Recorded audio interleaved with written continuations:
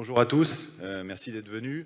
Alors moi je m'appelle Pierre, j'approche les 15 ans d'expérience dans les disciplines de la SSI, de la cybersécurité et de la cyberdéfense. Je suis ingénieur IT de formation et à l'époque de mon diplôme, il n'y avait pas encore de filière cybersécurité. Donc, mon école en a ouvert une depuis. Donc là j'ai mis un petit logo Michelin parce que mon école c'est l'ISIMA à Clermont-Ferrand et comme chacun sait, Clermont-Ferrand n'est pas qu'une indication sur un échangeur d'autoroute. C'est aussi la capitale des Arvernes, le berceau de Blaise Pascal et la maison de Michelin, le leader mondial du pneu. Voilà, là après j'ai mis plein de logos de là où j'ai vraiment travaillé jusqu'ici, beaucoup dans le public, mais j'ai aussi été RSSI dans le privé, et enfin chez Kaspersky au Gret. Voilà, là c'est une photo de moi. Si toutefois la salle était plongée dans le noir ou vous étiez aveugle sauf sur les PowerPoint, et puis je me suis mis une moustache pour l'ambiance déconne. J'ai un bagage assez varié, je suis plutôt discret, mais vous trouverez quand même quelques articles publics et vidéos de conférences à mon nom sur Internet, comme au SAS, au FIC, il y a 2 ans, sur l'affaire SolarWinds avec mon collègue Yvan, ou Activity Budapest l'année dernière, pendant laquelle j'expliquais comment coudre un routeur Viasat. Allez, assez parlé de moi, on passe à mes copains. Donc le GRET, Global Research and Analysis Team, c'est une équipe internationale de Kaspersky, fondée en 2008, composée d'environ 40 chercheurs répartis partout dans le monde. Nous sommes 3 en France. Notre métier principal, c'est d'identifier et de documenter des attaques informatiques avancées, de préférence inconnues, afin de fournir du renseignement sur la menace cyber, la fameuse Threat Intel.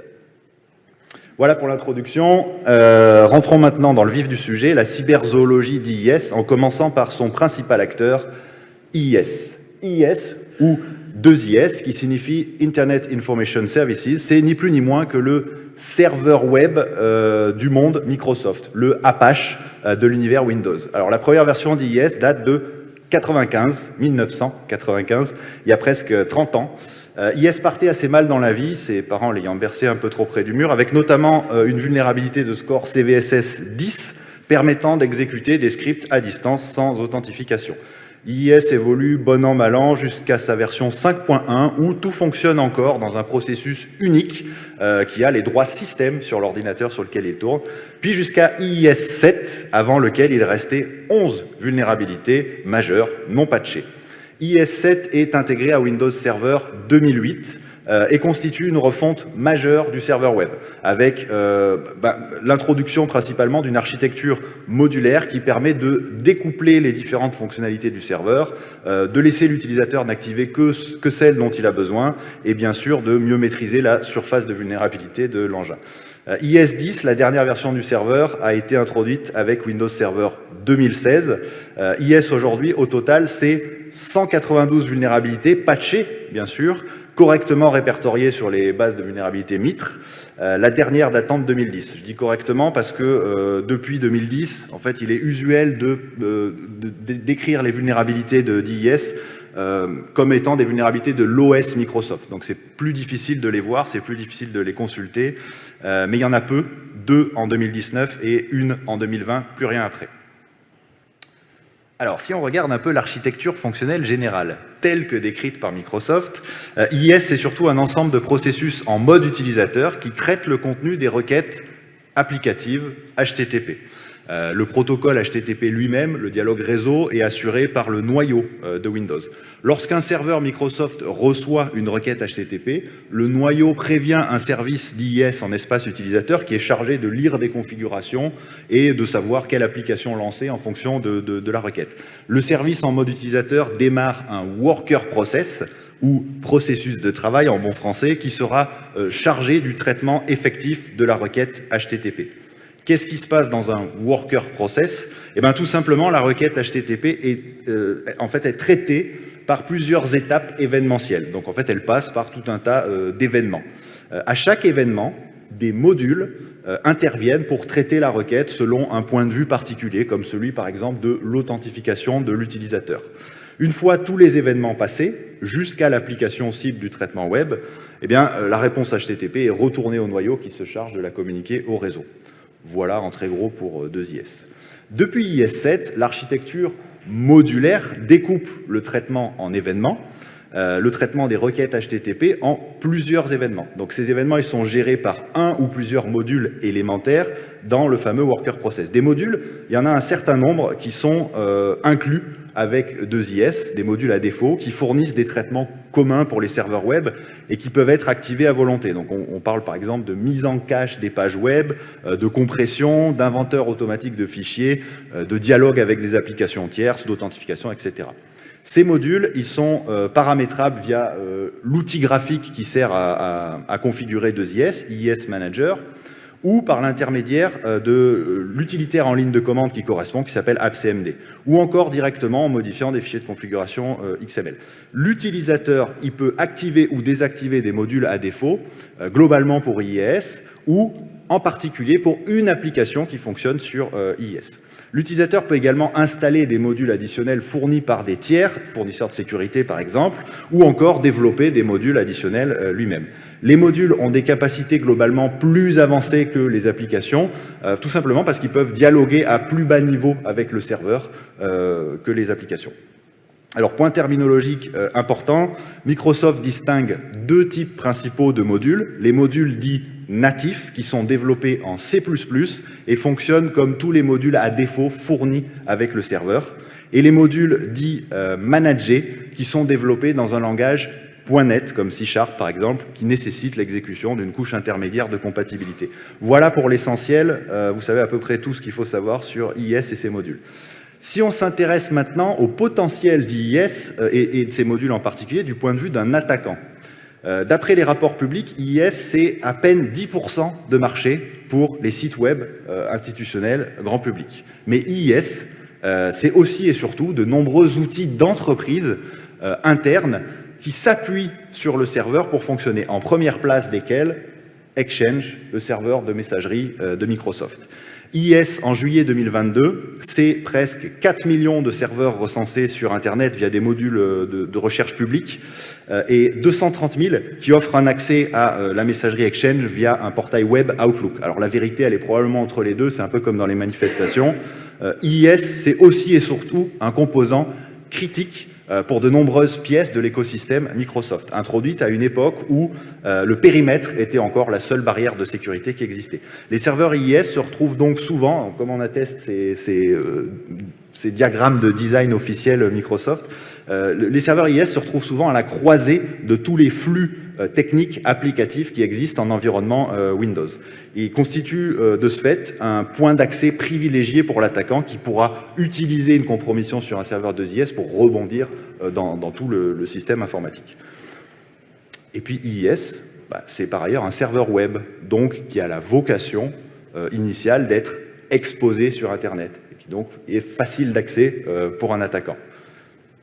Enfin, IIS, c'est un univers à part entière, avec son propre système de journalisation qui semble faire l'objet d'une supervision relativement faible en général. En somme, IIS, c'est un point d'accès crucial, souvent non gardé au réseau d'entreprise.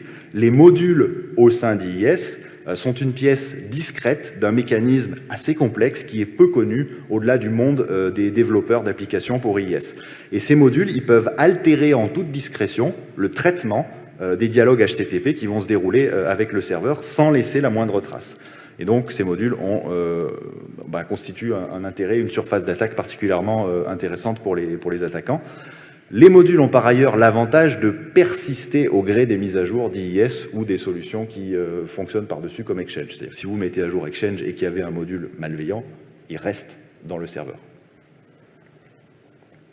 Vous l'aurez compris, il y a donc fort à parier qu'IIS grouille de modules malveillants disposés par des attaquants dans le cadre de leurs opérations. Et c'est malheureusement bien le cas, comme j'ai pu le constater depuis 2021, en m'intéressant à cet environnement en particulier, à l'occasion de recherches ponctuelles. Donc des modules malveillants, on en trouve de toutes sortes. Ça peut être simplement des modules qui se contentent d'injecter des pubs douteuses dans les pages renvoyées par un serveur. Ça peut être des modules qui font office de proxy pour permettre à des cybercriminels d'accéder à Internet depuis votre infrastructure. Mais moi, je me suis concentré essentiellement sur des modules malveillants qui sont mis en œuvre dans le cadre d'opérations d'espionnage. Ils offrent en général une ou plusieurs fonctionnalités principales parmi l'exécution de commandes arbitraires à distance, le recueil d'informations et d'identifiants, et enfin des fonctionnalités de tunneling. Alors j'ai gardé le terme anglais, c'est-à-dire que les modules malveillants peuvent être exploités par l'attaquant comme finalement pont d'accès vers le réseau interne de l'entreprise victime. Voilà, donc je vous propose maintenant de jeter un œil à quelques spécimens pour continuer.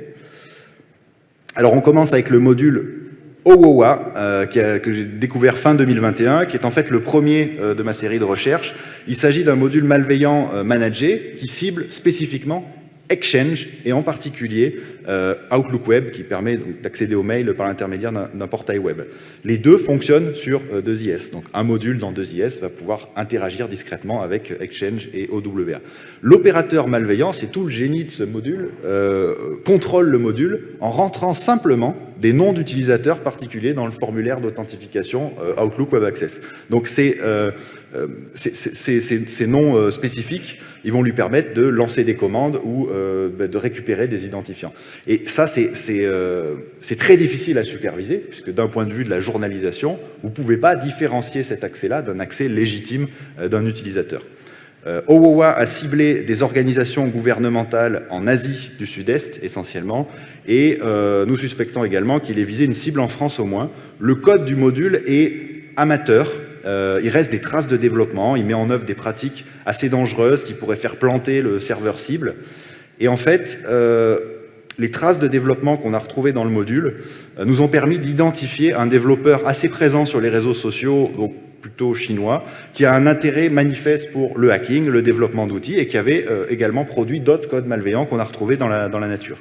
Alors il y a une incohérence qui existe entre les cibles stratégiques d'OWOWA et la capacité très moyenne de son développeur individuel. Et ça met en évidence la possible instrumentalisation de l'individu et du développeur et de ses outils par un acteur étatique, comme c'est documenté publiquement pour des attaques attribuées au ministère chinois de la Sécurité d'État, par exemple. Plusieurs versions du module ont été retrouvées. Son usage disparaît après notre description publique fin 2021, mais réapparaît dans une nouvelle version en septembre 2022 pour ne cibler que des organisations en Russie. Blackmool maintenant, donc Blackmool E, découvert fin 2021, déployé depuis juin 2021 au moins. C'est un module natif très complet qui offre des capacités d'exécution de code à distance, de téléchargement, d'accès à des bases SQL et de manipulation de fichiers.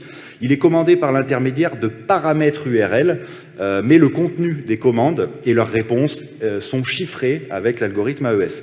Le module frappe par l'ampleur de son déploiement. Il a été retrouvé sur des serveurs de différentes organisations gouvernementales ou de l'industrie dans 33 pays distincts. Le module évoque le travail possible d'un access broker, c'est-à-dire un acteur malveillant qui exploiterait une vulnérabilité pour créer des accès au sein d'organisations, puis ensuite revendre ou partager ces accès avec des opérateurs qui viendront l'exploiter à des fins d'espionnage, par exemple.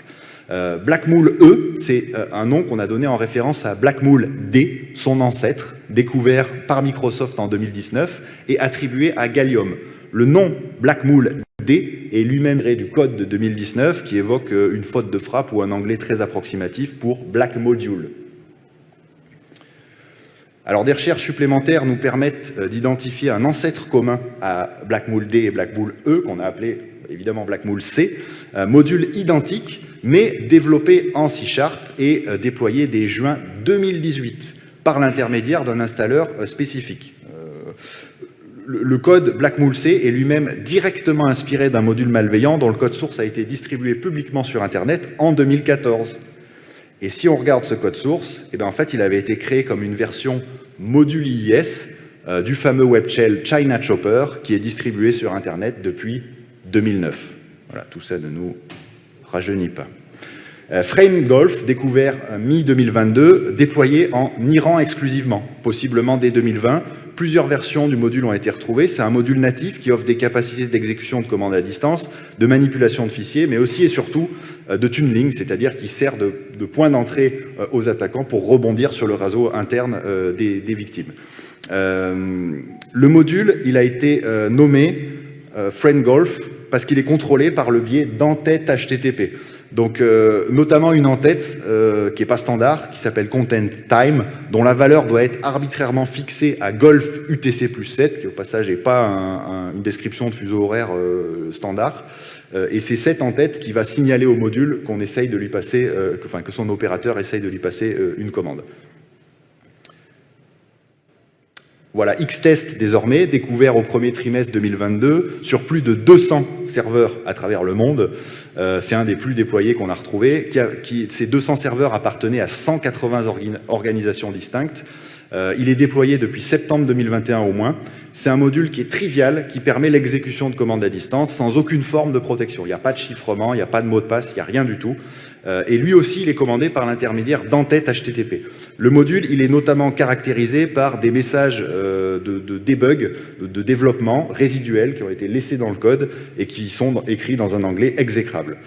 Une grande part de cibles identifiées a ensuite fait l'objet d'attaques de type ransomware et d'outils malveillants attribués en source ouverte à APT35, qui est aussi connu sous le nom de Phosphorus ou Charming Kitten. C'est donc peut-être un des outils de la trousse de Charming Kitten aussi. Un point intéressant d'Xtest, c'est qu'en fait, c'est simplement une transposition rapide et spécialisée d'un module malveillant dont les sources sont disponibles publiquement sur GitHub depuis 2020 à travers un module qui s'appelle IIS-Red. Donc oui, le module IIS malveillant en source ouverte, bien sûr que ça existe, et donc bien sûr que ChatGPT sait écrire des modules malveillants. Session Manager, maintenant découvert mi-2022, déployé et développé depuis mars 2021 au moins, qui est attribué avec une confiance moyenne à Gelsemium, donc un acteur réputé supporté par la Chine, en raison du remplacement d'un des outils précédents de Gelsemium par celui-là. Donc en fait, on a vu des cas d'exploitation où un outil qui était attribué à Gelsemium a été supprimé puis remplacé par ce module. Ce module, il permet la manipulation de fichiers, le tunneling et l'exécution de commandes à distance. Il est contrôlé et commandé par l'intermédiaire de cookies, donc c'est la nouveauté par rapport au précédent que j'ai évoqué. Et évidemment, les communications sont encodées avec XOR. Il a été déployé plutôt largement. On a retrouvé 20 organisations distinctes qui étaient compromises par ce module, essentiellement des organisations gouvernementales ou des ONG, et elles étaient encore compromises au troisième trimestre de l'année 2022. Le module, il a été exploité pour obtenir des mots de passe Windows grâce au déploiement d'outils supplémentaires depuis le module, mais aussi tout simplement pour siphonner des boîtes mail Exchange. Alors je ne m'étends pas dessus parce qu'il y a un article public que vous pouvez consulter sur ce module. Voilà, je pourrais y passer probablement des heures, on en a vraiment retrouvé des centaines. Mais dans le temps imparti, je vous propose de terminer avec, pour la description des modules avec un alien qui a récemment été l'objet d'une publication de la part d'un éditeur tiers.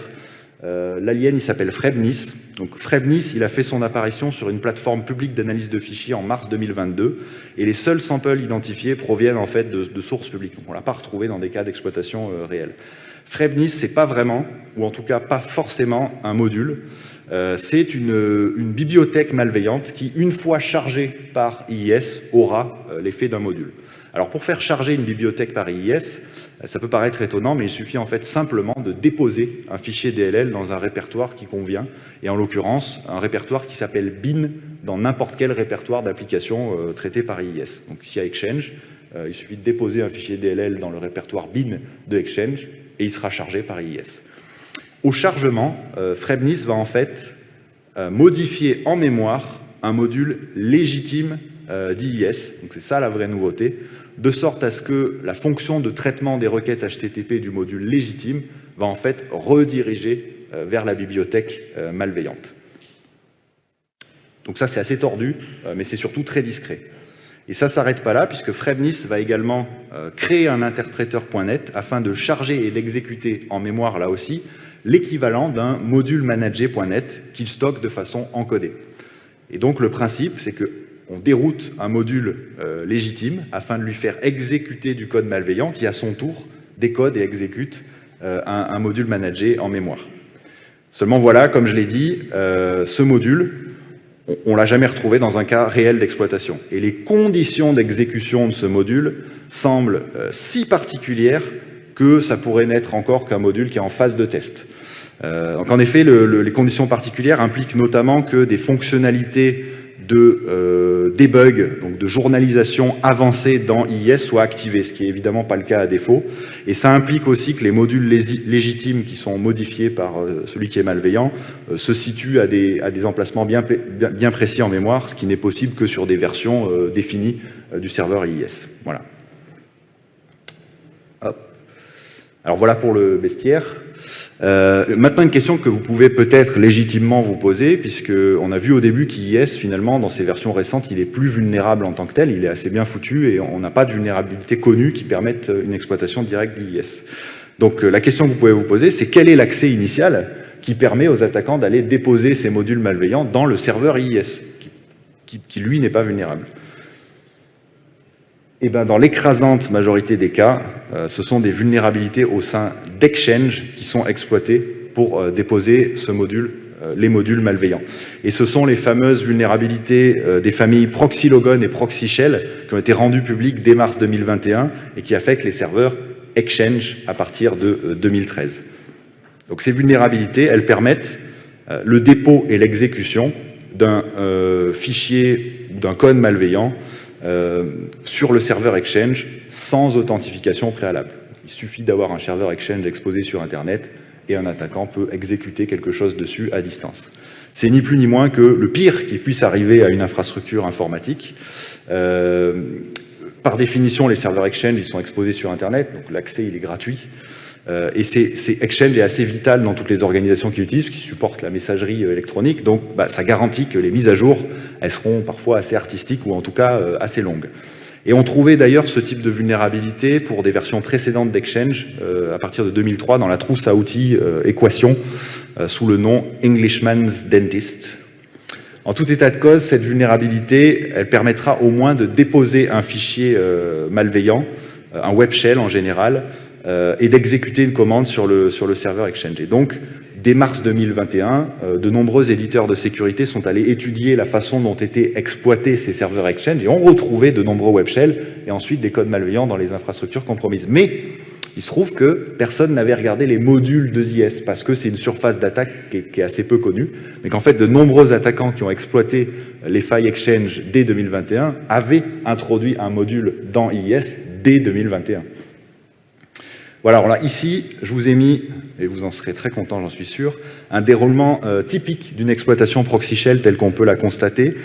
Celle-ci, elle est directement issue de notre télémétrie et elle date de janvier 2023. Donc, évidemment, ces failles Exchange, elles sont toujours massivement exploitées dans la nature. Donc, si l'exploitation de vulnérabilité Exchange reste le premier vecteur d'installation de modules malveillants, ça n'est pas le seul. On a aussi retrouvé des cas où les acteurs malveillants avaient déjà un pied dans le réseau ciblé par exemple en déployant des codes par l'intermédiaire de spear phishing et ensuite aller s'introduire dans 2IS tout simplement parce que c'est un accès persistant et discret qui reste confortable. Si on perd l'accès qu'on a obtenu par le spear phishing, il restera cette porte qu'on a laissée dans le serveur 2IS. Et on trouve également un grand nombre de cas d'exploitation de vulnérabilités d'applications qui sont supportées par 2IS, mais qui ne sont pas du tout liés à Exchange. Donc là, j'ai mis un exemple. C'est des composants web qui sont intégrés dans beaucoup d'applications Exchange qui sont fournis par l'éditeur Telerik. Et il y a une vulnérabilité assez majeure qui touche ces composants. Il y a des outils d'exploitation qui sont disponibles en source ouverte sur Internet. Donc les attaquants exploitent aussi ça. Voilà, maintenant qu'on a couvert l'arsenal, je voulais aussi présenter quelques-unes des stratégies de recherche qui ont permis l'identification des éléments présentés avant. Alors, il a fallu brosser assez large, vu la variété des modules et la surface que constitue IIS. D'abord en recherche purement statique, c'est-à-dire si on se contente de scanner des fichiers, eh ben, les modules, ils exploitent des API bien particulières de Microsoft. Et donc, notamment, ils exportent tous une fonction qui s'appelle Register Module. Donc, il s'agira principalement de rechercher toutes les bibliothèques de code qui exportent cette fonction Register Module et qui implémentent des API louches. Donc, les API louches, par exemple, ce sera la création d'un processus. Il y a assez peu de modules légitimes d'IIS qui vont se mettre à créer des processus.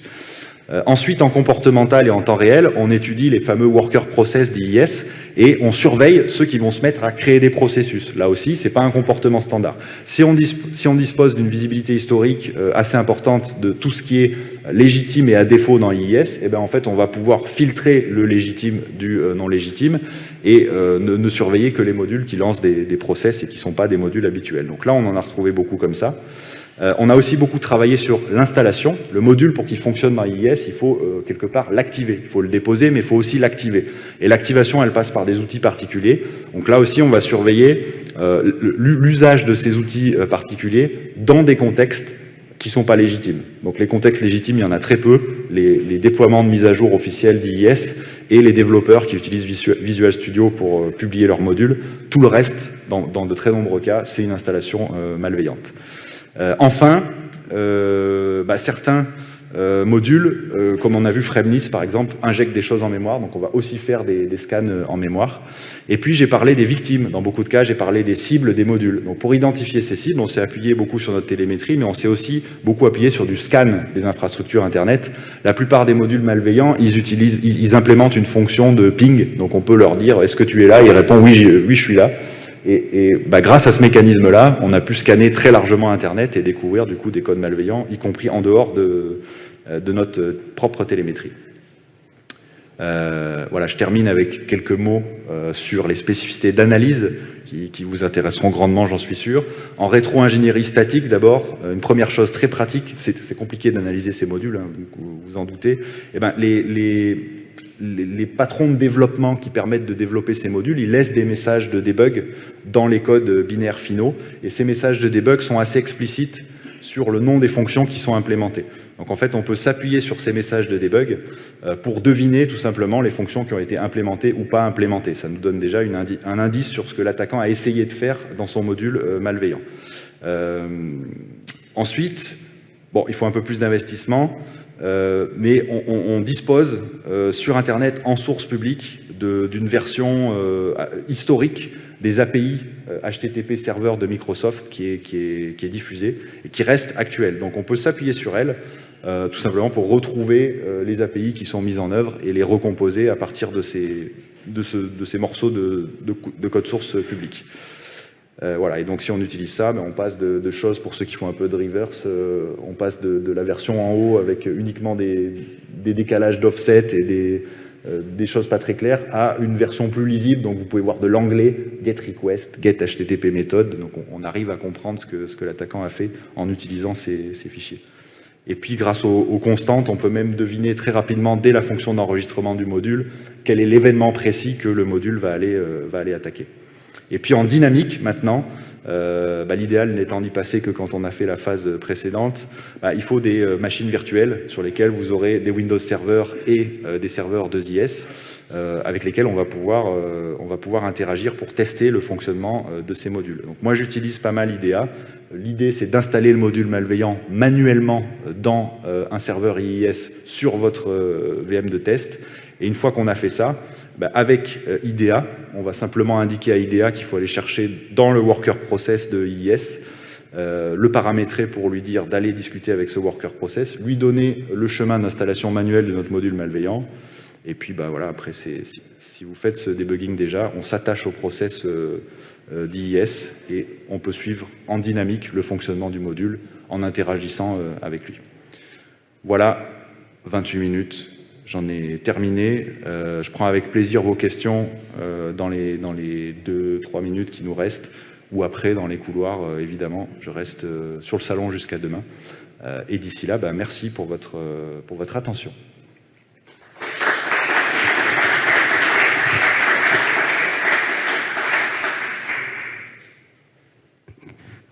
Des questions? Bon, pas de questions. Le café n'est pas offert, vous pouvez repartir.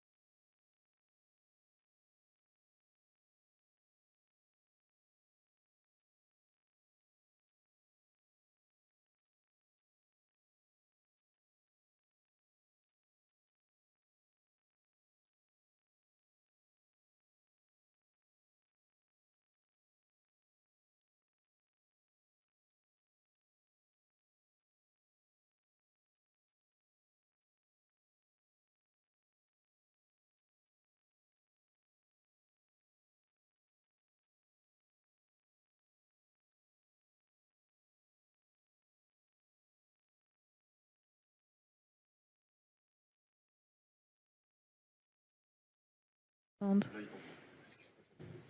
Hello, Max. It's Clara today. How are you? Okay, I see you. For the moment, I don't hear you. Just let me check. Your microphone is on, right? Okay. Okay, I'm going to the stage just to check if I can hear you. All right. Okay. 1 second, please. I'm coming.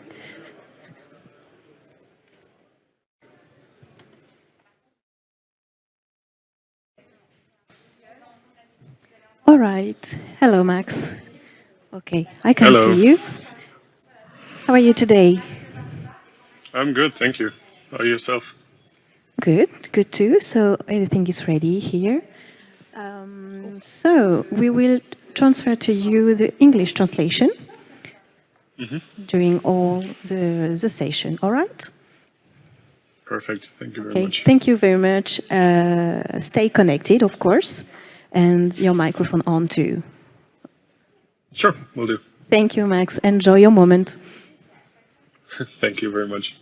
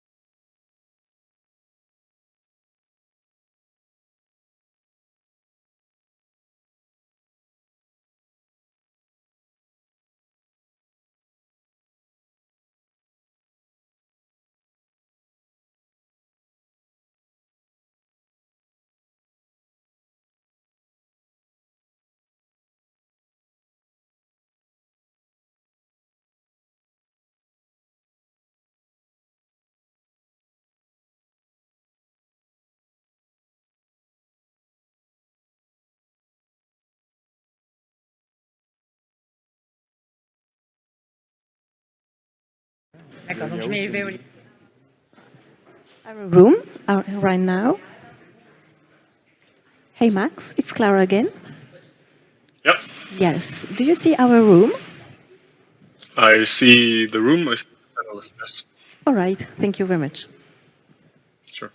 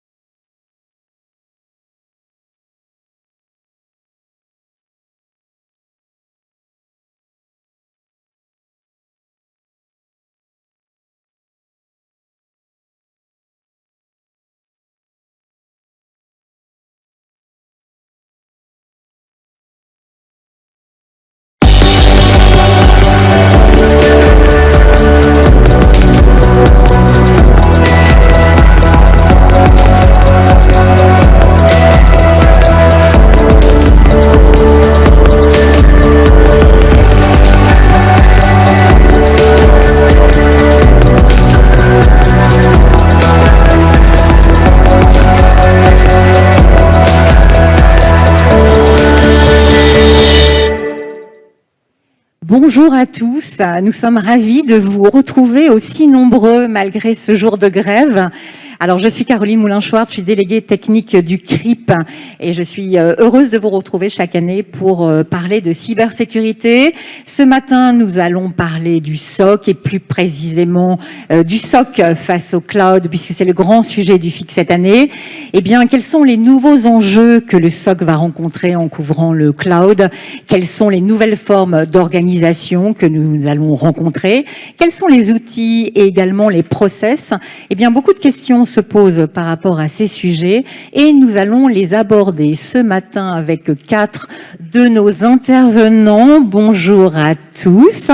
Merci d'être là. Bonjour. Alors, je vais commencer par Max. Hello, Max. Can you hear me? Yes, I can hear you loud and clear. Ah, great. Max, you are Deputy Group CISO for N26. A few words about your career and your bank. All right. A few words about my career.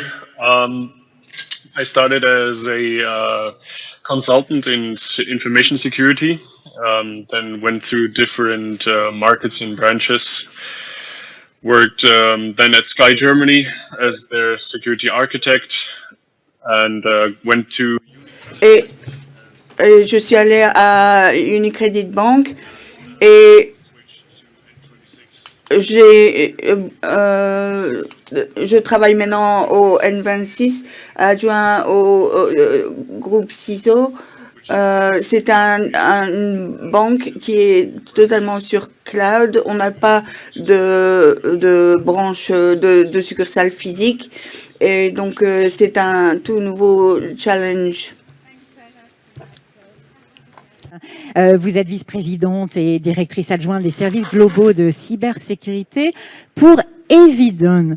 Alors, je précise pour ceux qui n'ont pas regardé le programme récemment, vous n'avez pas changé d'entreprise, Farah, mais c'est votre entreprise qui a changé de nom. Ça date d'il y a 24 heures. Absolument. Merci d'ailleurs de me donner l'opportunité d'en parler et d'amplifier. Donc Atos, qui est leader mondial des services de sécurité managés et champion européen des supercalculateurs, crée Eviden, cette marque qui porte nos activités digitales, cloud, big data et cybersécurité évidemment. Voilà, donc on a pu écouter en tout cas quelques mots de votre de Jean-Philippe, hein, c'est ça Jean-Philippe, ce matin en keynote. On y reviendra tout à l'heure. Merci beaucoup Farah. Cyril Aziza, alors vous êtes groupe CISO de Kering. Vous avez bâti les SOC de grandes organisations. Vous avez travaillé entre autres pour le Crédit Agricole, Veolia, L'Oréal. Je pourrais continuer, mais je vais m'arrêter là. Quelques mots sur votre parcours qui s'est fait plutôt dans des environnements internationaux. Et puis rappeler aussi le positionnement de Kering, parce que tout le monde ne connaît pas encore Kering. Oui, tout à fait, Caroline. Donc, je suis directeur de la cybersécurité du groupe Kering et j'ai un parcours d'à peu près un peu plus d'une vingtaine d'années comme CISO dans des environnements internationaux. Et le sujet SOC est un de mes sujets de prédilection que j'ai notamment eu l'occasion de pratiquer en construisant différents SOC et certes dans des grands groupes. Et Kering, en quelques mots, donc c'est un grand groupe de luxe que les gens ne connaissent pas. Donc Kering, qui vient de KER, Care la maison en breton, hein, c'est un groupe d'origine bretonne. Et Kering pour la dimension internationale. C'est la maison mère qui porte des marques de luxe comme Gucci, Saint-Laurent, Brioni, Bottega Veneta, etc. Je vous laisserai regarder sur kering.com si vous voulez voir la quinzaine de maisons que nous portons. Alors, on précise aussi, enfin, on va parler infrastructure avec vous pas mal hein, sur le SOC. Je précise que vous représentez le CESIN et notamment le Collège Cyberdéfense opérationnel. Et puis, Baz Lasri, ravi de vous accueillir également. Vous êtes ingénieur cybersécurité chez Tenable. Alors vous accompagnez les entreprises dans la création et l'amélioration de leur gestion des risques et vulnérabilités. Alors, quelques mots sur votre parcours qui, lui aussi, s'est fait à l'international. Merci beaucoup. Donc, heureux de vous retrouver aujourd'hui. Merci pour votre présence. En quelques mots, donc aujourd'hui, je suis ingénieur chez la société Tenable, donc qui est un éditeur, on va dire leader dans le domaine de la visibilité, gestion de vulnérabilité, gestion du risque, de la cyberexposition et tout ça. On reviendra. Avant de rejoindre Tenable, j'ai eu la chance de pouvoir travailler sur tout ce qui est gestion, construction des SOC. Donc, on sait que la gestion de vulnérabilité fait partie de la partie SOC. Un peu partout dans le monde. Donc, j'ai eu la chance de pouvoir travailler aux États-Unis, donc Dubaï, Middle East, à peu près différents pays, et puis la France là actuellement. Différentes réglementations, différents challenges, et puis ça fait une bonne expérience à partager. Merci. Alors, maintenant, c'est à vous. On a deux petites questions pour vous, maintenant que vous nous connaissez un peu mieux. Première question, qui n'a pas de SOC dans la salle? Levez la main, ceux qui n'ont pas de SOC. Un peu plus haut, quand même, que je vois. D'accord, quand même quelques-uns. Et maintenant, ceux qui ont un SOC, donc la grande majorité. Voilà. Autre question, est-ce que votre SOC couvre le cloud? Levez la main si c'est le cas. Ah, pas encore. Okay. Intéressant. Voilà, c'est intéressant pour nous aussi de voir un petit peu votre positionnement. Alors, première partie, on va voir justement ces nouveaux enjeux. Vous qui n'êtes pas encore, qui ne couvrez pas encore le cloud pour votre SOC. Farah, je vais commencer par vous, parce que si on regarde un peu en arrière, ce qui est toujours très intéressant, comment le SOC a-t-il évolué en regard, alors à la fois des grandes transformations de notre secteur, la cybersécurité, on pense bien sûr à l'évolution des menaces très très récentes qui vont très vite, et puis dans une deuxième partie, les grandes transformations des usages. Alors on pense au big data, et puis forcément le cloud, c'est notre sujet. Alors, vous avez tout à fait raison. La cybersécurité en général, le SOC en particulier, n'en est pas à sa première adaptation. Pour ceux qui sont dans le métier depuis quelques années. Donc, effectivement, nous avons connu différentes générations pour s'adapter, comme vous le disiez, à la fois à l'évolution au niveau des menaces et au niveau de la technologie. Donc le SOC en particulier, c'est vu en fait octroyer des nouvelles missions, c'est vu transformer les outils à plusieurs reprises. Et donc pour faire un petit peu d'histoire, voilà, peut-être que les moins de 20 ans n'ont pas connu ces choses-là, mais le SOC, on pouvait lui demander de faire de la revue de log dans les années 2000. Et donc ça suffisait enfin de se placer après les faits et faire de la revue. Et plus par nécessité et également parce que les outils le permettaient, le SOC s'est vu ouvrir en fait à la prédiction. Voilà, la prédiction avec l'arrivée de l'analytique et l'intensification d'utilisation du threat intel. Donc on est peut-être entre 2010 et 2015. Et puis pourquoi s'arrêter en fait en si bon chemin? Pourquoi, quand on sait l'imminence d'un risque, d'une menace, pourquoi ne pas passer à la réponse, la prescrire, donc avec l'analytique prescriptive notamment, mais pourquoi ne pas orchestrer aussi cette réponse? Donc, c'est une même timeline, en fait, cette même timeline qui a connu ces évolutions au niveau de la mission du SOC. Et je ne dis pas tout de ce qu'on attend d'un SOC aujourd'hui. Il y a beaucoup de services annexes, connexes, qui sont venus se greffer pour capitaliser sur cette connaissance, en fait, de la menace. Et c'est sur cette timeline que sont venues en fait se greffer les évolutions technologiques. Le cloud n'en est pas réellement une pour beaucoup d'organisations qui ont pratiqué la virtualisation, qui ont pratiqué le private cloud voilà, entre 2010 et 2020, etc. Donc en fait, technologiquement, l'élasticité, l'hyperautomation, etc., c'est des choses qui ne sont pas réellement nouvelles. Par contre, ce qui est particulièrement nouveau, c'est la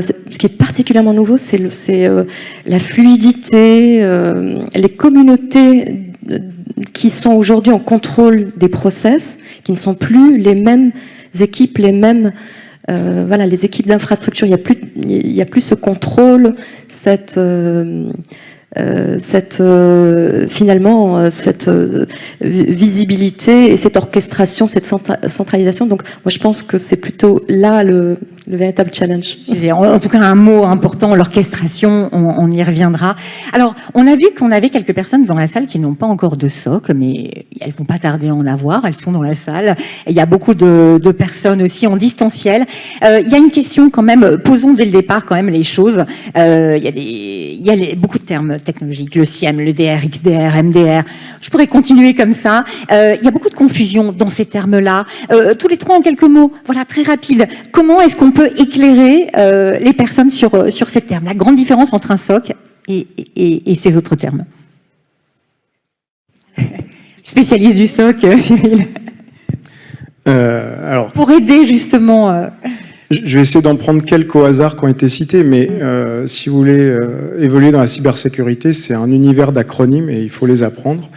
Et en plus de ça, il y a beaucoup de concepts marketing. Ces concepts marketing sont parfois définis par le Gartner, mais ce ne sont pas les seuls. Certaines entreprises, du fait de leur innovation, en définissent d'autres.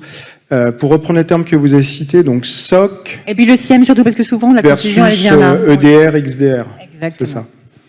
Pour faire simple, et c'est des termes que j'emploie quand je discute avec des dirigeants, l'EDR, c'est comme l'antivirus. Donc c'est un outil que vous installez sur des endpoints, et puis ça détecte des choses, ça bloque des choses, et puis ça vient éventuellement remonter des alertes vers le SOC. Le SOC, c'est quoi? C'est l'ensemble des outils, processus et ressources humaines, hein, parce que les ressources humaines sont essentielles dans le SOC, qui vont collecter, recevoir un certain nombre d'événements, d'informations, d'alertes et prendre des décisions en fonction de ces événements qu'ils reçoivent. Ça peut être une détection d'incident et on va décider de réagir ou on va décider de faire une levée de doute pour voir ce qui se passe. Mais donc un SOC, c'est vraiment un ensemble de choses avec des architectures complexes, des équipes, des processus. On entend aussi parler de CERT ou de CSIRT, qui est plutôt l'émanation organisationnelle qui traite de la réponse à un incident, mais globalement, ou qui fait de la CTI, comme ça a été mentionné plus tôt, CTI, Cyber Threat Intel,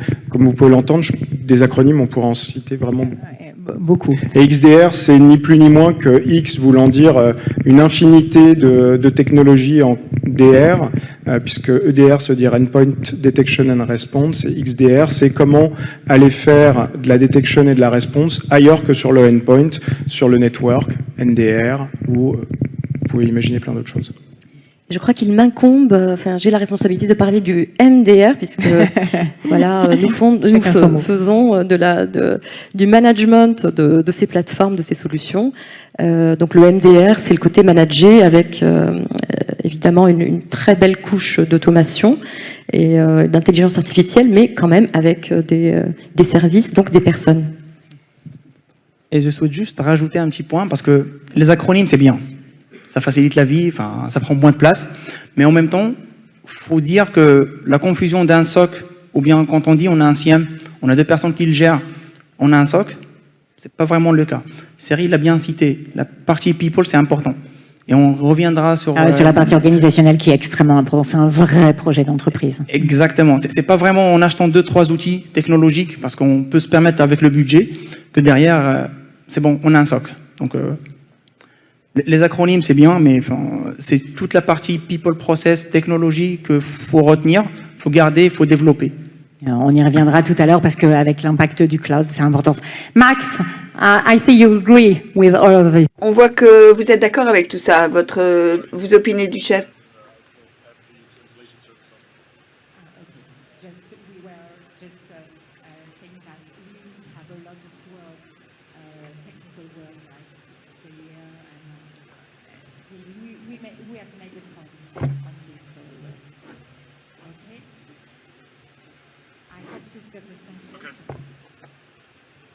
Yeah, I got the information about the discussion of EDR, XDR, CSIRT, SOC, or that what Butter just said about.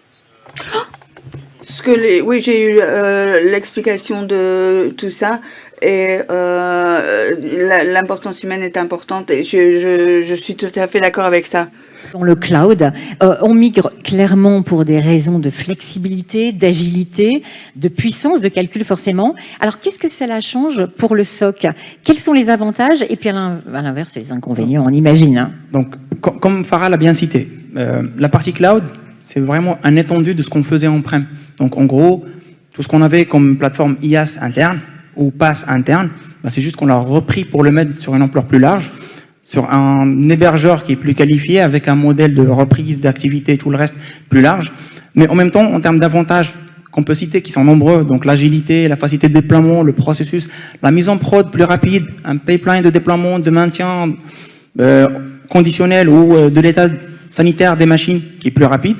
Mais en même temps, ça ramène quelque chose de nouveau. Parce que quand on avait une plateforme qui était 100% on-prem, la responsabilité était simple. C'était mon infra, ma responsabilité.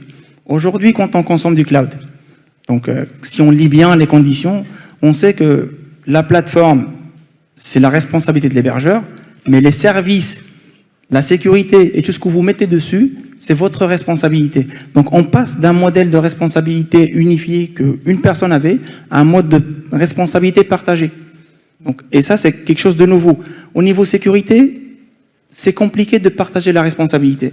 Parce que quelqu'un doit être responsable, accountable sur la tâche. Quelqu'un doit reprendre. Ça, c'est mon périmètre, et je dois être capable de pouvoir le sécuriser. Au niveau du cloud, les enjeux sont un peu énormes. Parce que la vulnérabilité ou la faille ou la partie détection n'est plus uniquement relative à une CVE ou carrément à une configuration non logique. Ça peut aller plus loin. C'est juste entre mauvaise segmentation ou micro-segmentation. Donc là, on passe sur des cas de scénarios qui sont un peu trop larges, mais c'est juste que le cloud, au niveau responsabilité, c'est très très important. Et les enjeux derrière, en conséquence, pour n'importe quel CISO, RSSI, DSI ou équipe qui gère le risque, on ne peut pas le voir de la même façon qu'on voit la partie on-prem. On le répétera jamais assez, hein, dès qu'on parle de cloud, on est vraiment sur une responsabilité partagée. Certaines Exactement. Organisations l'oublient trop rapidement. Cyril, alors vous avez construit la stratégie SOC dans plusieurs grands groupes, en France et à l'étranger. Avec le recul, quels sont les constats que vous faites sur ces nouveaux enjeux pour le SOC ?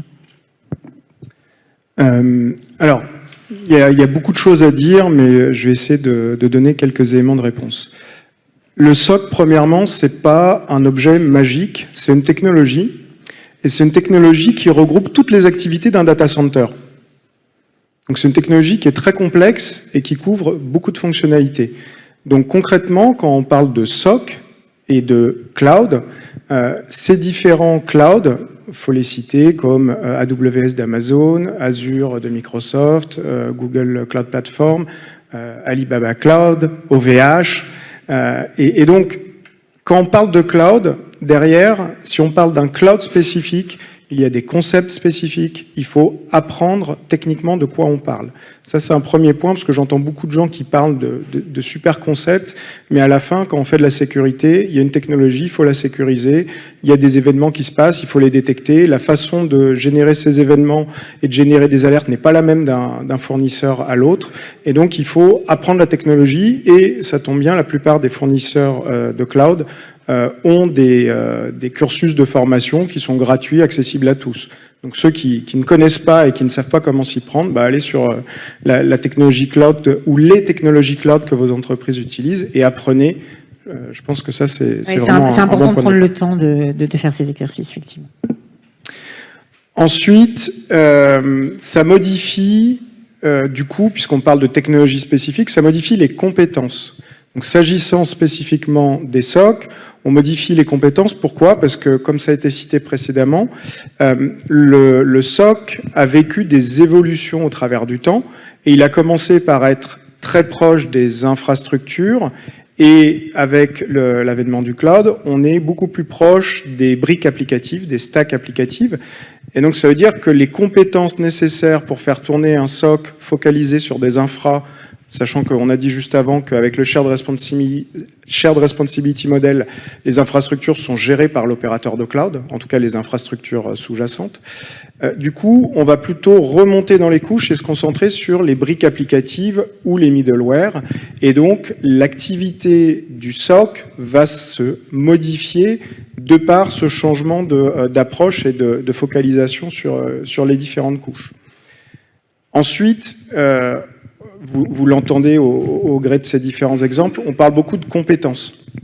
Pourquoi ? Parce que faire de la détection, faire de la réponse à incident dans le SOC, ça change les compétences, parce qu'il faut connaître le SOC, enfin le cloud, je vais y arriver.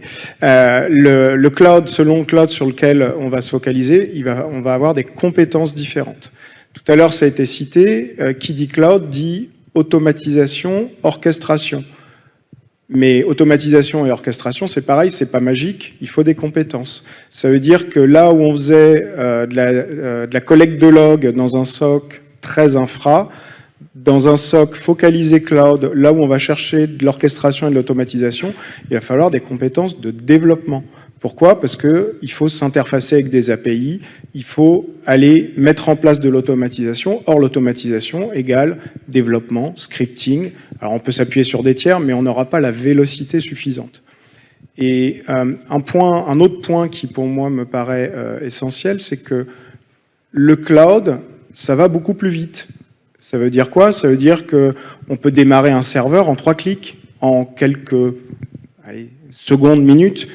Mais du coup, ça veut dire qu'on peut se prendre des attaques qui vont aussi très vite, et ça veut dire qu'il faut qu'on réagisse aussi très vite. Or, réagir très vite, ça veut dire ne pas mettre beaucoup d'intermédiaires entre la détection et la réaction. Je crois que ça a été mentionné tout à l'heure, cette notion d'interventionnisme ou de capacité à faire des modifications qui sont plus présentes dans les équipes SOC que ce qu'on a pu voir dans le passé. Avant, le SOC, c'était quoi? Il détectait un incident, il contactait l'équipe informatique et puis il disait « Coucou, il y a un problème, est-ce que vous pourriez agir ?» Aujourd'hui, selon la vélocité de l'attaque que l'on peut subir, cette action, elle doit être quasi immédiate. Alors, soit on a une technologie de blocage qui le fait à la place d'un humain, c'est super. Sinon, il faut que la personne qui est en train de faire la gestion d'incident ait cette capacité d'action. Donc, il y a vraiment une notion d'interventionnisme. Avant, on parlait de quelques heures pour réagir.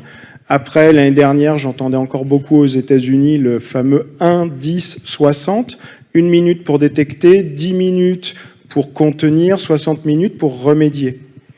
Maintenant, on parle de quelques secondes à quelques minutes dans le cloud. Et donc, du coup, les entreprises qui se disent ouais, tout ça, c'est du marketing, à un moment donné, il va falloir à minima essayer de se mettre à niveau face à l'état de la menace et à la capacité des attaquants. D'autant que la menace est extrêmement rapide et on voit les attaques fulgurantes. Farah, vous souhaitez réagir? En fait, je rebondis effectivement sur ce point parce que la convergence, je trouve, des métiers de cybersécurité et puis le software engineering s'accentue aussi avec tout ce qui est remediation as code, policy as code, etc. et permet aussi d'amplifier en fait le facteur de réduction et de compression temporelle. Donc en fait, j'en profite pour dire vraiment la question des compétences et le fait de suivre leur transformation, les accompagner dans cette transformation avec les bonnes formations et détecter ces convergences et les accompagner est très très important dans les entreprises. Et d'ailleurs, c'est très emblématique, dès qu'on va dire infrastructure as code ou n'importe quoi as code, code égale développeur. Développeur et automatisation égale CI/CD. On en revient sur les acronymes, je suis désolé, mais il faudra, ceux qui ne les connaissent pas, il faudra potasser. Mais donc CI/CD égale chaîne de développement, chaîne d'intégration, avec des contrôles de sécurité automatisés, avec vraiment une logique d'automatisation et d'interfaçage entre les différentes ressources que l'on utilise. Juste un petit point important, c'est que là, de ce que Cyril vient d'expliquer, c'est que la surface d'attaque, elle a évolué. On parlait du cloud, du service en lui-même. Là, on a une nouvelle notion qui est la partie infrastructure as code. Donc, on aura des repos. Ça veut dire que la menace ne sera plus uniquement le serveur qu'on a hébergé, mais plutôt le code source qui a servi à ce que le serveur soit déployé sur Internet. Donc, en gros, avant, on faisait de la détection et de la surveillance sur l'asset une fois déployé. Là, la couche de sécurité et les événements qu'on va être capable de pouvoir corréler au niveau du SOC doivent venir dès le départ à partir de ce code source avant qu'elle soit déployée. Donc plus de scans, plus de solutions intermédiaires, plus de process, plus d'outillage pour pouvoir avoir cette couche à la fois sur la partie code, sur la partie cloud et en plus être capable de pouvoir suivre les différents drifts qu'on aura sur le pipeline ou sur carrément les remédiations qui vont être mises en place.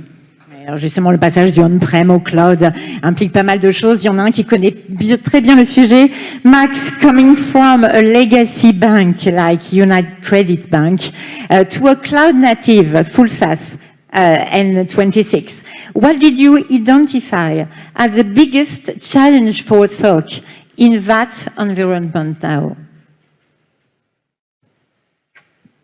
So for me, I guess Pour moi, venant de Unicred, qui est une banque bien établie depuis des années, on a des serveurs mainframe, des centres de données dans plusieurs pays et un SOC qui est bien établi. On a des prérequis au niveau des régulations, donc la même chose s'applique à N26.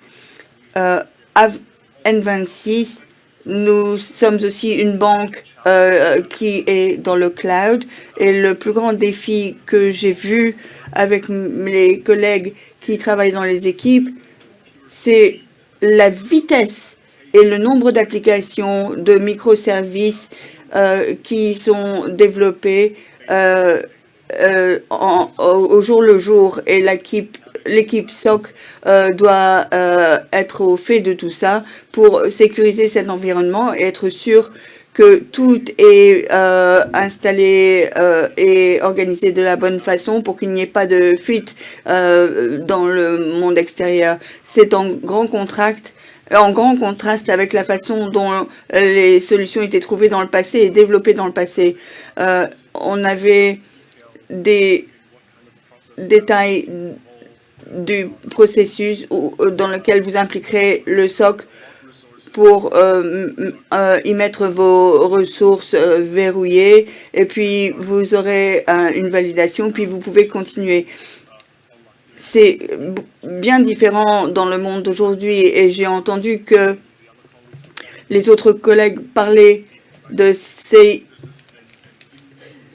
CICD et c'est un sujet très important pour l'équipe SOC parce que ça ne couvre que une partie du tunnel CICD sans avoir le mouvement vers la gauche. Bien sûr, le SOC serait inondé de sujets de sécurité auxquels ils devraient s'attacher. Donc, c'est important de leur donner une certaine responsabilité de la sécurité directement aux développeurs pour être sûr que le code qu'ils déroulent à une très grande vitesse est au niveau de sécurité adéquat déjà et que le SOC ne doit pas nécessairement avoir à faire toutes ces petites inspections aussi.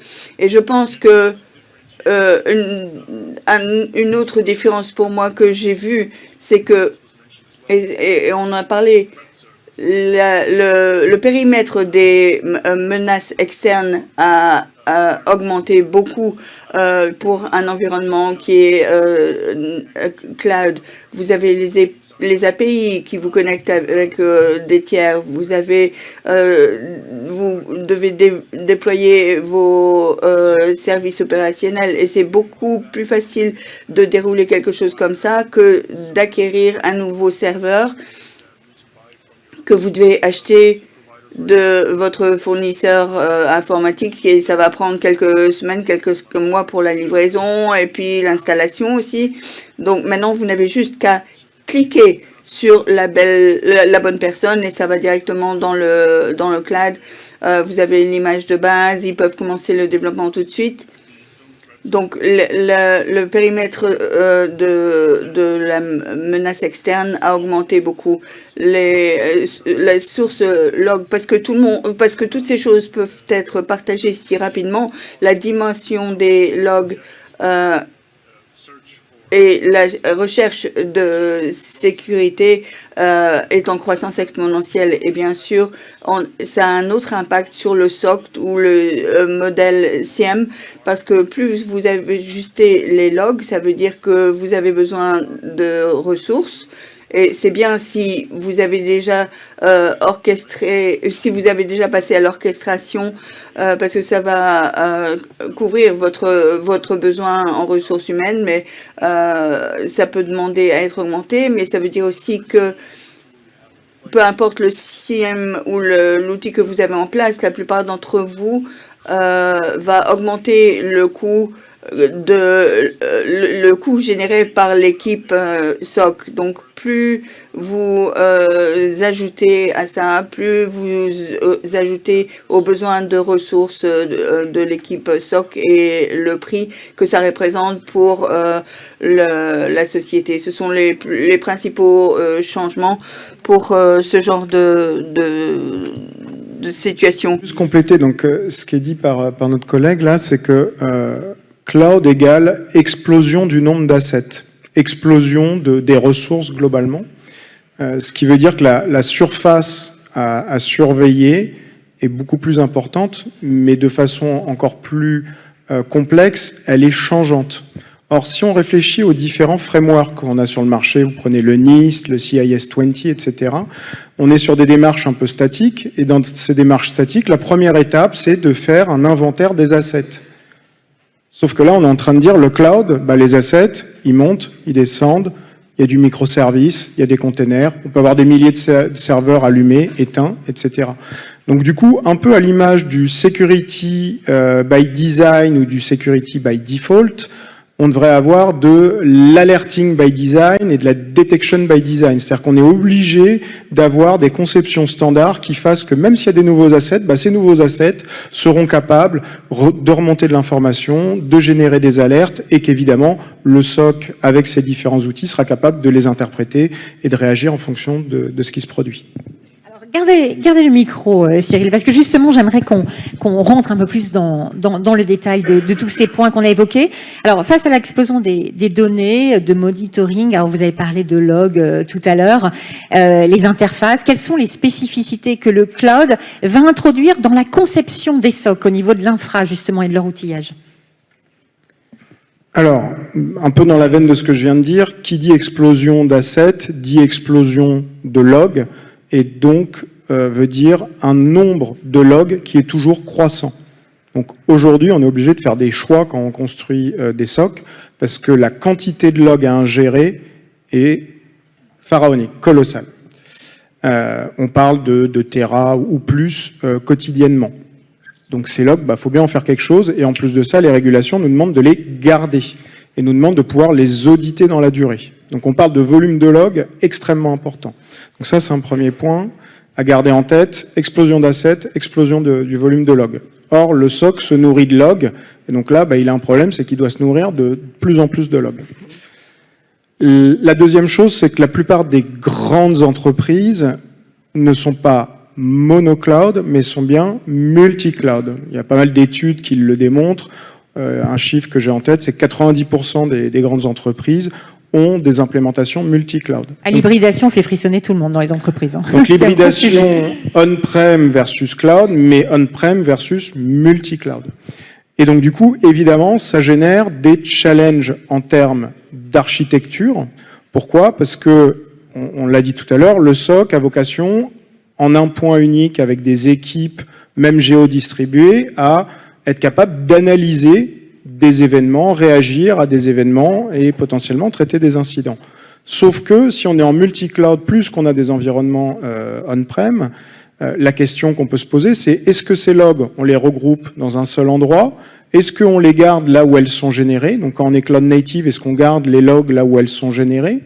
Mais si je fais ça, est-ce que je peux quand même avoir une vision harmonisée dans mon SOC? Parce que si j'ai un incident qui se passe, est-ce que je suis attaqué sur l'ensemble de mes clouds, sur un périmètre spécifique? Et donc il faut que j'ai la capacité. Or, comme on le disait tout à l'heure, s'il faut réagir en quelques minutes, on ne peut pas se permettre de se dire je vais me connecter à la console A, puis B, puis C, puis D, et puis essayer de comprendre ce qui se passe, et puis 2 heures plus tard, on n'a toujours pas compris, et c'est trop tard. Donc il y a vraiment un enjeu. Alors il existe des solutions sur le marché qui permettent de faire des recherches géodistribuées, des recherches multi-cloud, etc., mais avec des limitations, avec des problèmes de perf, etc. Au-delà de ça, on a aussi, et peut-être vous pourrez réagir. On a aussi beaucoup de challenges liés à la régulation. Parce que quand on est une grande entreprise, si on a une activité dans plusieurs pays, on est obligé de se conformer aux lois, jusque-là c'est logique, mais on est obligé de se conformer donc à des lois qui ne sont pas les mêmes. Donc typiquement, si on travaille qu'en Europe, on a plein de lois en Europe, le GDPR, en Allemagne on a un régulateur qui est actif, en France on a un régulateur qui est actif avec les différentes agences, mais aux États-Unis on a d'autres contraintes. Et dès qu'on va vers l'Asie, on peut avoir encore d'autres contraintes. On a notamment des contraintes de localisation des données. Comment vous faites de la localisation de données dans des environnements multi-cloud géodistribués? Donc ça, c'est autant de problématiques qui font qu'au-delà de l'explosion des assets, on a des contraintes avec des vraies questions d'architecture. Et là, il n'y a pas de bonne réponse. Ça dépend vraiment du contexte de l'entreprise, de son organisation, des technologies choisies, des régulations auxquelles elle est contrainte, etc. On le voit, dès qu'il y a la technologie, il y a tout de suite derrière des process et de l'humain. Farah, vous souhaitiez réagir?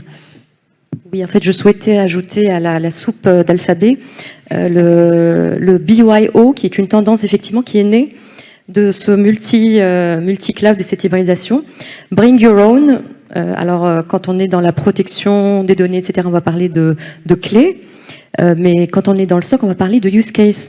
Parce que les entreprises, elles voudraient en fait superviser de la même façon les différents environnements, même s'ils sont différents. Donc, ils amènent leur propre use case et la déploient de façon égale sur les environnements qu'ils investissent. Alors, j'aimerais qu'on aborde aussi un autre thème qui est très important, c'est la partie identité. Alors, Max, in terms of identity and also transparency. En termes d'identité et de transparence, comment vous gardez un peu le contrôle de tout ça dans les SOC? Ça, c'est un autre problème dans son ensemble. L'identité dans un SOC.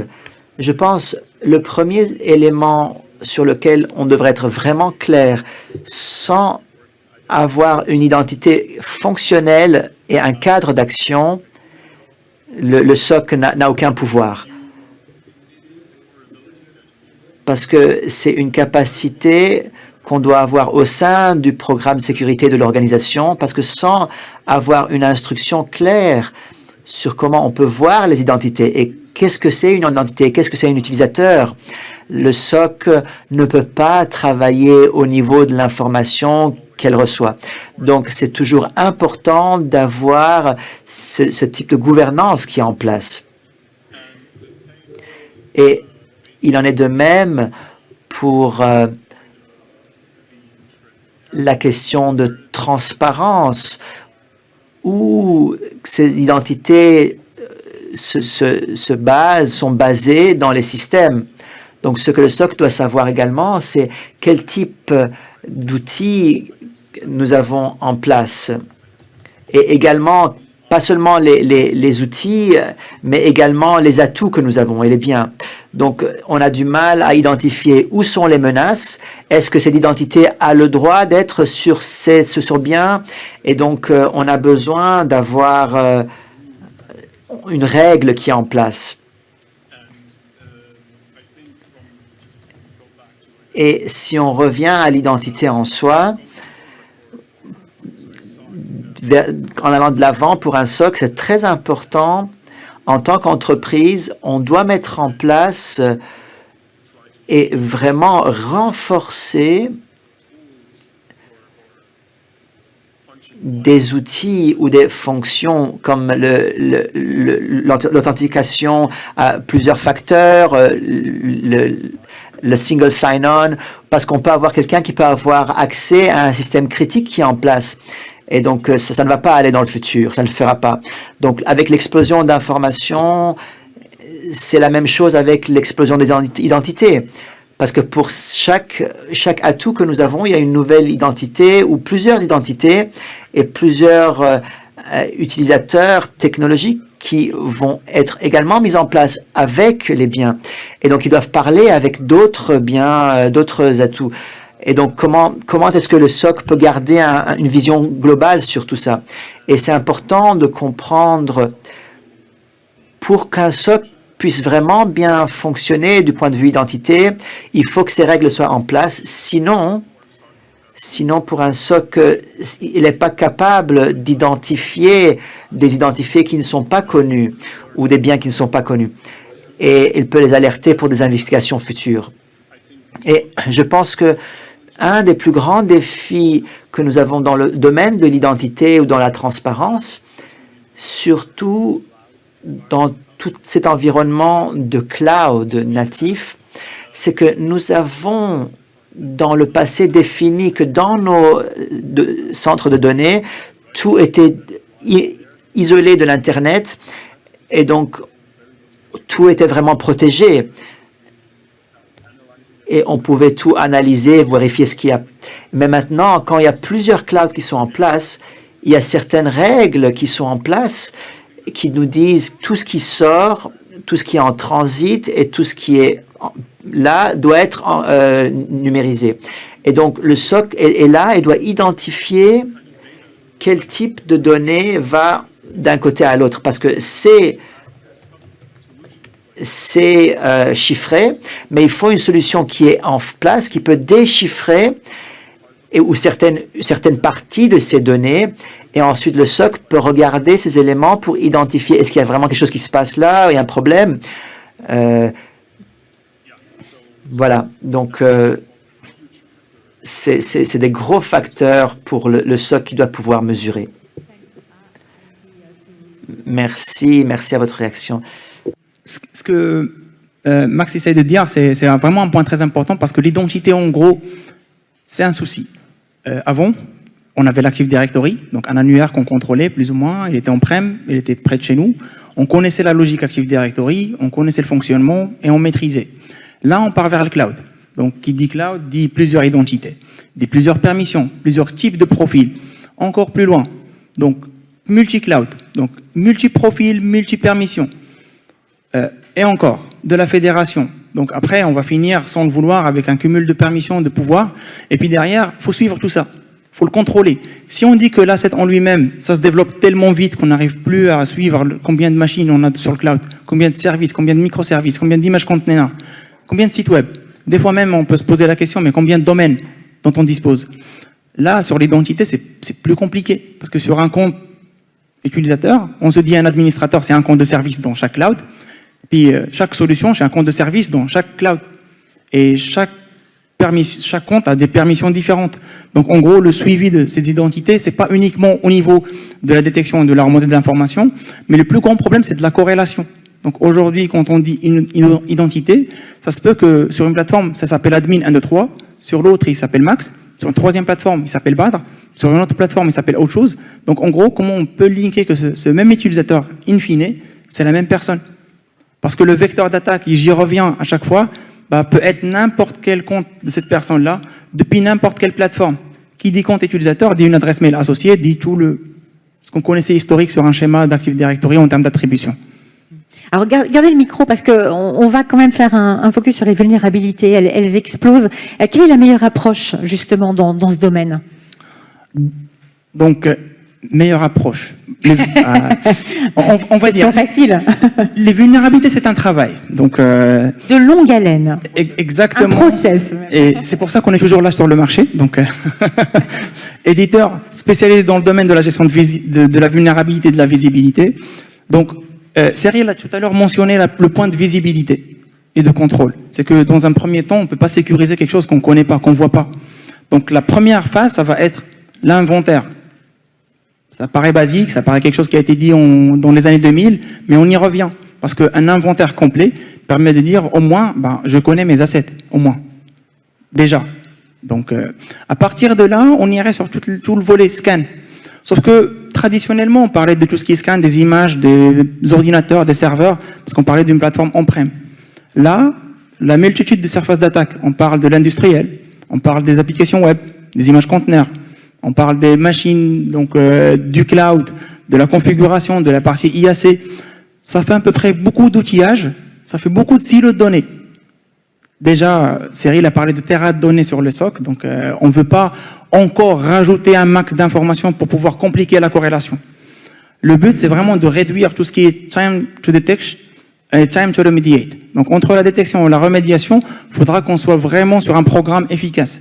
Le but aujourd'hui que Tenable essaie de mettre en place, donc sur la vision long terme, c'est de pouvoir dire, OK, on a plusieurs surfaces d'attaque, on a plusieurs problèmes, on voit plusieurs vulnérabilités un peu partout, mais qu'est-ce qu'il en est de la consolidation?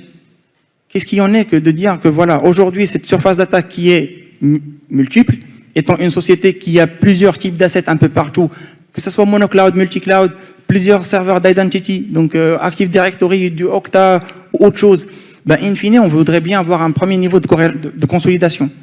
Ça ne remplacera pas le service que le SOC va mettre en place, mais ça va permettre au moins de pouvoir consolider toutes ces informations, de pouvoir mettre en place un programme de priorisation, de se dire, aujourd'hui, j'ai 12 000 vulnérabilités, on sait qu'on n'a pas la force de frappe de corriger 12 000 vulnérabilités. À un moment donné, il faut prioriser. Donc, on a cette visibilité, on a le contexte, on aura la partie priorisation, donc par rapport à tout ce qui est donné qui viendra de Threat Intel, le contexte de l'asset, le positionnement de l'asset, l'exposition de l'asset, et puis à un moment donné, pour pouvoir être efficace sur son programme de gestion de vulnérabilité, ben, on sera amené à pouvoir faire des décisions et des choix. Bien sûr, qui vont par la suite être gérés par la gouvernance globale du programme de gestion de vulnérabilité, la responsabilité en termes de qui fait quoi et comment on va être capable de pouvoir faire la chose, et les différentes fenêtres du patch. À titre simple, et c'est un cas de scénario qu'on a plusieurs fois, un client industriel n'a pas les mêmes fréquences de patch qu'un client IT standard. Et c'est normal. Il faudra qu'on soit capable de pouvoir s'adapter par rapport aux contraintes de n'importe quel client, de n'importe quel environnement ou secteur d'activité. Alors, Cyril voulait réagir, mais en vous entendant, on a l'impression que l'impact sur le système d'information va être moindre. On y reviendra. Cyril. Je voulais réagir parce qu'aujourd'hui, donc la gestion des vulnérabilités, on peut parfois entendre en appellation commerciale VOC, pour Vulnerability Operations Center, un nouvel acronyme, effectivement. Encore. Moi, il y a quelques années, il y a des fournisseurs de services managés qui venaient me voir et qui me disaient bah, le VOC, nous, on met ça dans le SOC et on vous vend un service tout intégré. Et je dois reconnaître qu'il y a encore 3-4 ans, je n'étais pas convaincu parce que je ne voyais pas les synergies. Et je pense que les premiers vendeurs sur le marché eux-mêmes ne savaient pas trop pourquoi ils l'avaient mis ensemble, mais c'était une tendance qui est peut-être née aux États-Unis et ils avaient regroupé VOC et SOC. Aujourd'hui, si on repense à tout ce qu'on se dit depuis tout à l'heure, sur la nécessité de réagir vite, sur la nécessité de réagir face à un environnement changeant, je suis convaincu que le VOC, c'est un peu le jumeau maléfique du SOC. En tout cas, on peut pas vraiment les dissocier. Parce que quand une vulnérabilité sort, c'est pas un incident de sécurité, mais si une vulnérabilité critique exposée sur Internet est exploitée, ça devient un incident de sécurité. Or, comme on voit que le délai entre la publication d'une vulnérabilité, parfois 0 day non publié, et l'exploitation est de plus en plus court, il y a pour moi une évidente nécessité de garder très proche le SOC et la gestion de vulnérabilité, donc le VOC, pour que les processus du SOC soient connectés. Voire dans certains cas, moi j'ai fait un choix qui est un parti, certains confrères me disent non, tu n'as pas le droit de faire ça. Une vulnérabilité critique qui sort et qui peut être exploitée, je la traite comme un incident de sécurité. C'est-à-dire que j'ai une vulnérabilité critique, Fortinet, là par exemple, ces derniers mois, ils sont assez actifs en vulnérabilité. Elle peut être exploitée, on la traite comme un incident de sécurité. Ça veut dire quoi? Il n'y a pas forcément d'incident au moment où on se parle, mais ça veut dire que tant qu'elle n'est pas remédiée, on traite ça comme un incident. Ça veut dire quoi? Ça veut dire patching sans délai, changement de configuration sans délai, définition et implémentation de contre-mesures sans délai, et potentiellement selon la gravité de la vulnérabilité et la fenêtre d'exposition, c'est-à-dire le temps entre lequel la vulnérabilité a été publiée et le temps où on a réussi à la mitiguer, on va regarder si on n'a pas de traces de compromission. Est-ce qu'on a des logs? Est-ce qu'on a vu des mouvements suspects? Est-ce qu'on a un certain nombre d'indicateurs autour de ces équipements qui pourraient nous montrer qu'il y a eu une activité malveillante? Mais donc pour moi aujourd'hui, Vulnerability Management et SOC sont clairement indissociables. Alors on peut, d'un point de vue organisationnel, les mettre dans des endroits séparés d'une organisation, mais ils doivent travailler vraiment main dans la main. C'est une nécessité.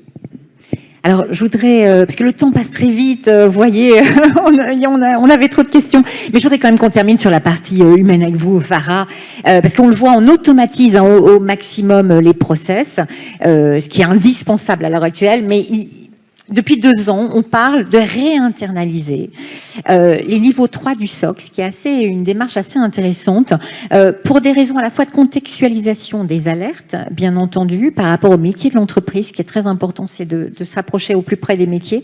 Alors, quelle gouvernance, quelle organisation préconisez-vous maintenant? Alors effectivement, l'exemple que vous citez est un excellent exemple de la place qui reste aujourd'hui primordiale pour l'humain dans un SOC. Celle, en fait, de la connaissance métier. D'autant plus que nous avons des SOC qui tendent justement à converger vers des SOC métiers de plus en plus, avec, par exemple, la fraude qui rejoint la gestion cyber, etc. Il y a beaucoup d'autres places aujourd'hui que l'humain occupe et qu'on ne peut pas remplacer par l'automatisation. Bien que l'automatisation est une vertu. Et on en a beaucoup parlé, en fait.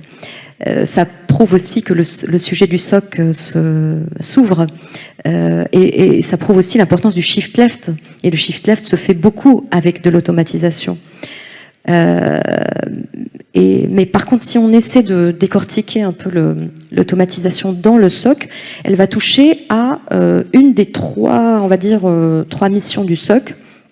La partie détection, la partie qualification-investigation ou la partie réponse.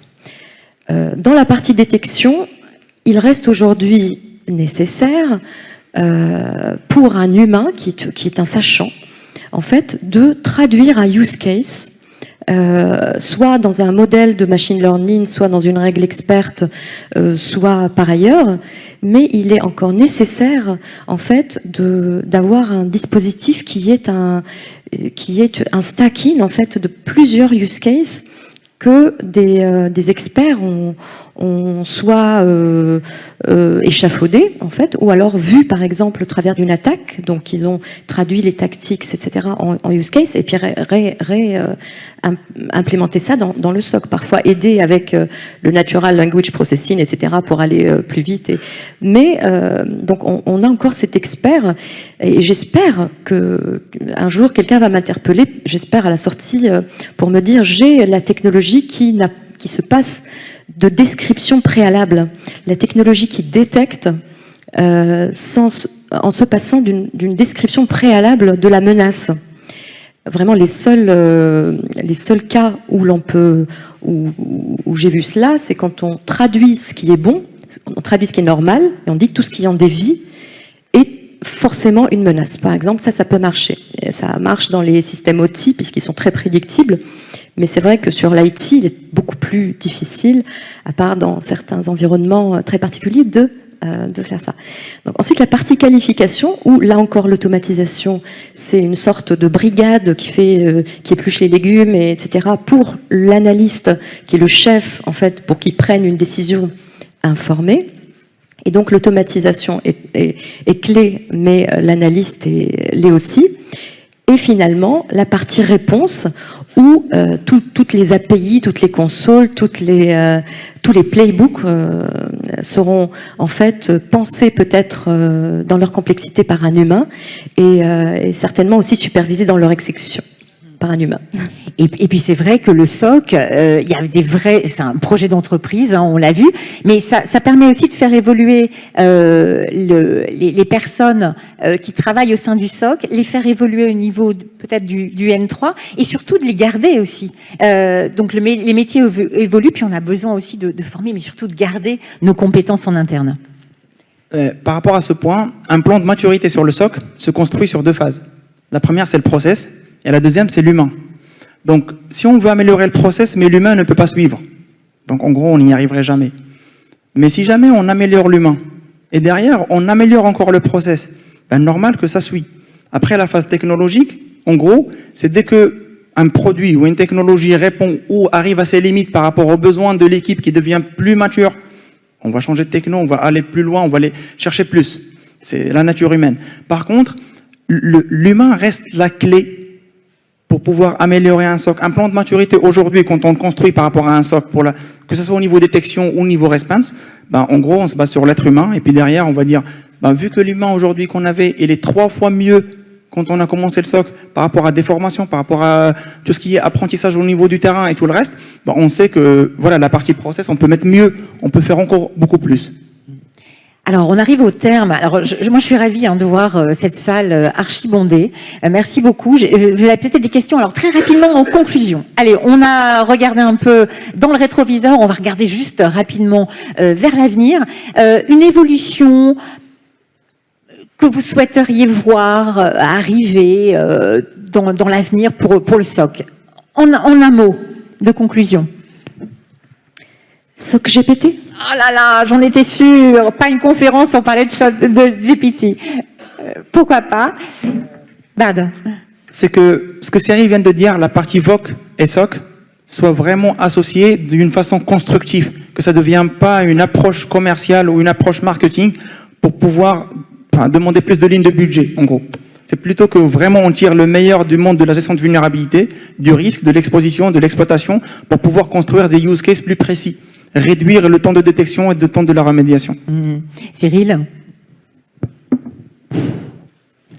Je dirais que on continue avec raison à avancer vers des équipes SOC qui aient des meilleures capacités d'intervention opérationnelle.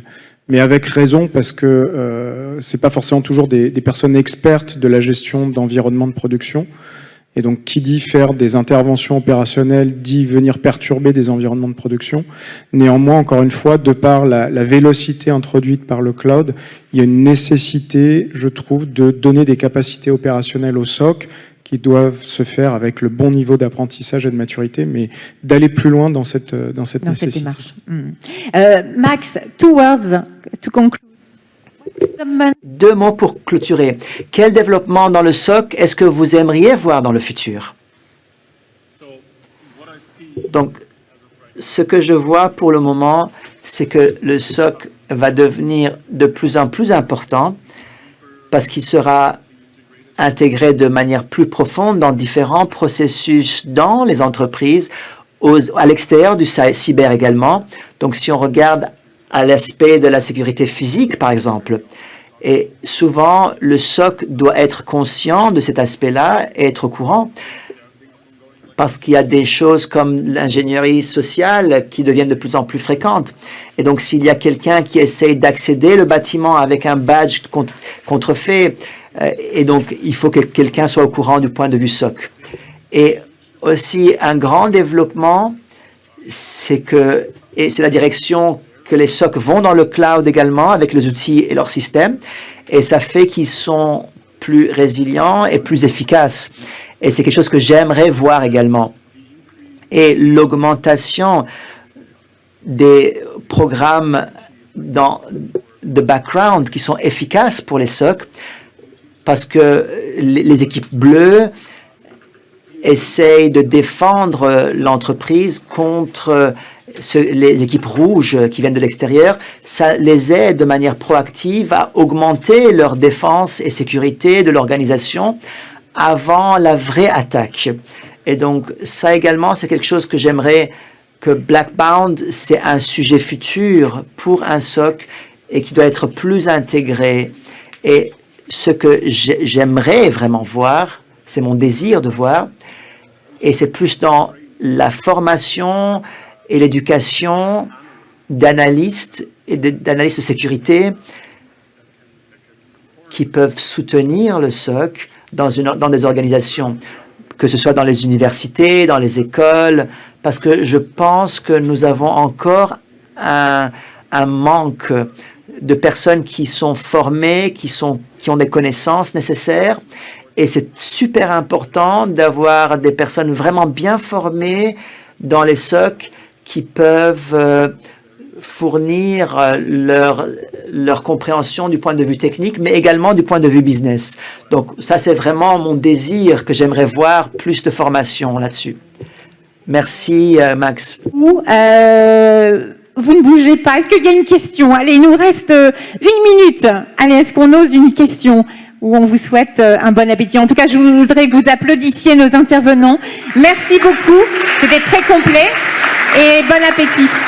À bientôt.